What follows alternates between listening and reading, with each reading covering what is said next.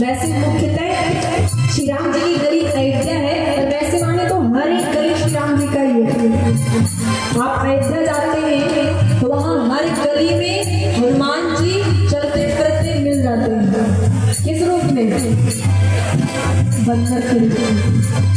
वो जो अयोध्या के बंदर है ना, वो हमको हनुमान जी समझना। वो जो हनुमान जी है वो ना कुछ कहते हैं ना सुनते हैं, केवल राम राम कहते हैं और राम राम ही सुनते हैं। कुछ भी सुनते नहीं, बस सुनेंगे राम राम। कुछ भी सुनते नहीं है, वो सुनेंगे राम राम। उनसे कहना राम राम, उनसे कहना राम राम, वो कहेंगे राम राम। कुछ भी सुनते नहीं है, बस सुनेंगे राम राम।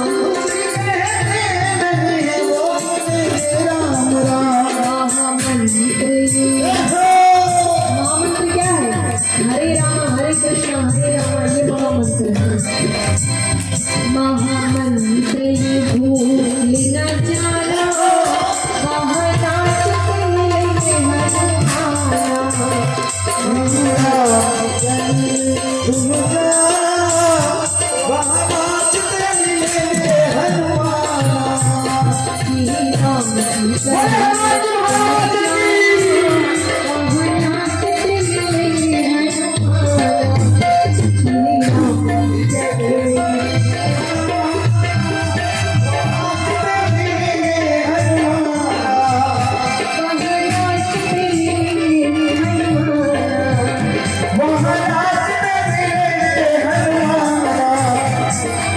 Hallelujah.